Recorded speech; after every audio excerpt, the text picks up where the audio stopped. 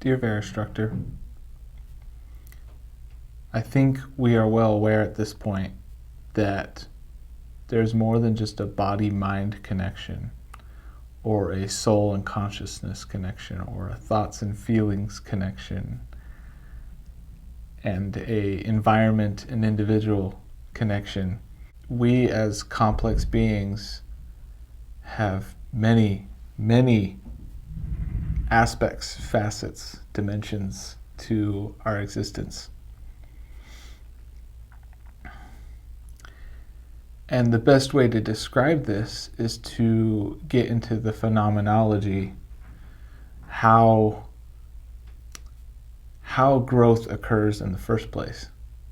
Because it can be explained somewhat by these three dimensions, but not completely. And certainly not things like choice. Choice cannot be described by these three dimensions. And to some degree, neither can growth. The fact that we start and stop at particular points in our body is pretty amazing, considering that we are composed of so much bacteria and viruses, and that we have dead cells that are flaking off constantly, that are being expelled.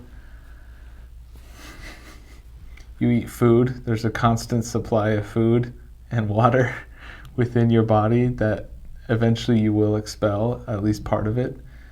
Are those part of you? Yeah.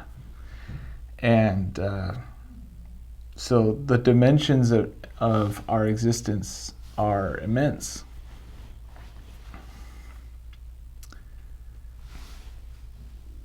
And definitely come from other dimensions. We occupy more than just these three dimensions as we go about our lives. And that's why sometimes it can be complicated and hard to know where our choices lead, what consequences are tied to our choices, and whether and where we start and stop.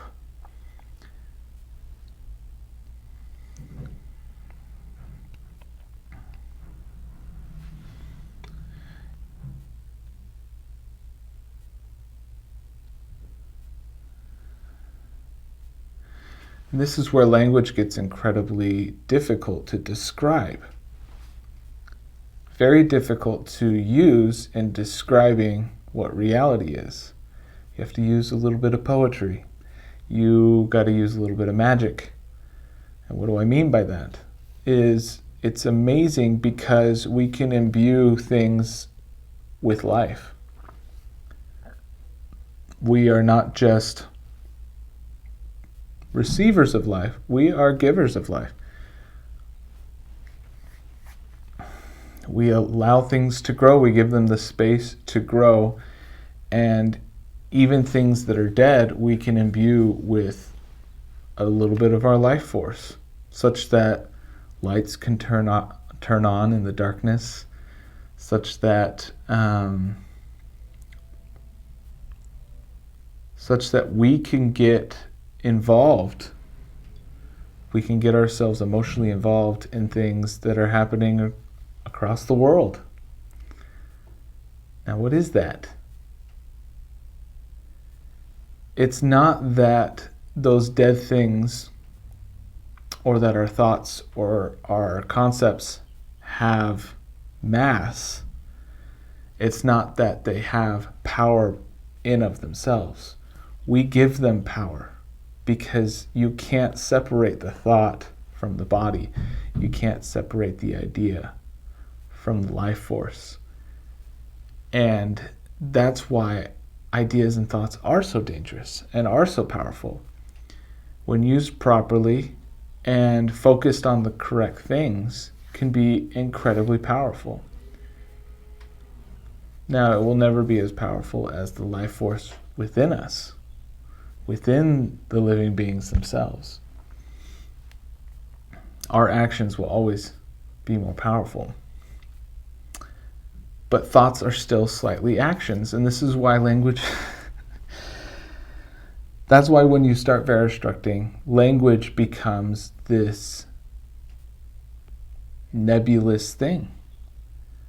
Technically, everything is action because everything is embodied.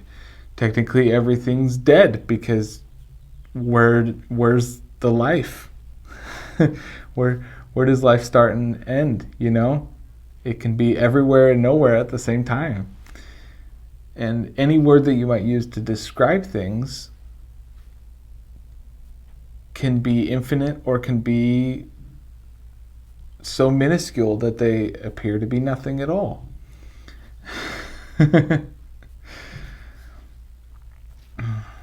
Are the frequency of reality giving the illusion of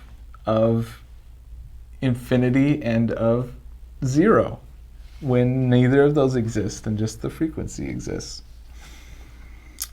But because there's a frequency and it does exist between infinity and zero, it means no matter what you do, no matter how abstracted you think your thoughts are, they will have mass. They will have matter. They will have a physicality to them.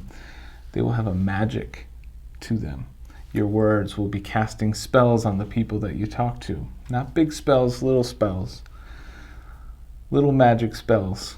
Every time you have a thought, it produces a result. Is that result going to destroy your life forever? No. Is it going to make your life forever? No. But it's not nothing. It is something. It has a bit of your body and your life force in it because you gave it by making it, by creating it, by making it appear.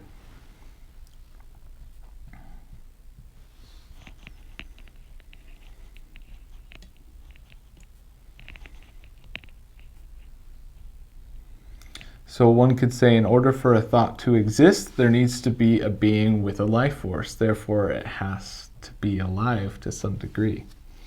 And it has to grow. And it has to live in order for it to exist at all. And so in order to have a thought, there needs to be a living being paying attention to it. Now, don't get me wrong, that doesn't mean that there isn't a right or a wrong. There is a right and a wrong. The difference, though, is the right and wrong has less to do with infinity and zero and more to do with the here and the now, the body as it currently is, and about focus. It's the direction of the frequency. It's the melody being played. It's your mark on your reality. Are you going to swim up the river? Or are you going to try and move along with the river? And there's infinite ways of going about that. There are so many ways of going about how you're going to flow down the river. You're going to flow down the river. The river is too strong for you to swim against. You will be pushed down it. But if you accept it and you follow along with it, then you'll have a more pleasant life. You'll have a more peaceful, joyful life. And when I say more, I mean as much joy as you can imagine. There's just not infinite joy. There's just not infinite joy. There's just not infinite peace. But whatever you imagine joy and peace to be at their greatest, that's what happens when you flow along with the river of reality. And to flow along with the river of reality, it's important to let things grow that deserve to grow and not giving dead things the ability to grow when they would have very little otherwise or none. So it's about focus. It's about direction. And you could say that focus is direction, and you could say that direction is life, and you could say life is light. And before you know it, you start realizing how all these things converge, that if you could see light in all its ranges, you would see that we are irradiating light constantly. Not just when the sun is out. though that helps. But all the time. That life is light, is flow, is a frequency, is a body, is a mind, is a soul, is a spirit, is a consciousness, is all of it. And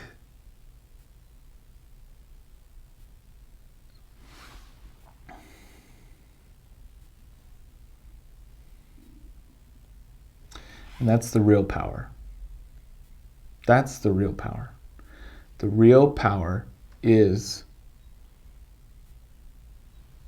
whatever people are willing to do, whether it's think or act or not act or whatever it might be. That's power. And being able to do that on a daily basis.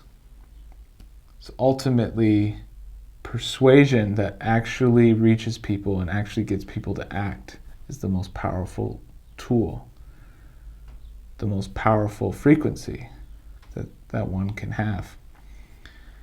If you can convince yourself to do a particular activity and to enjoy it as you're doing it, not for the end result, but as you're doing it.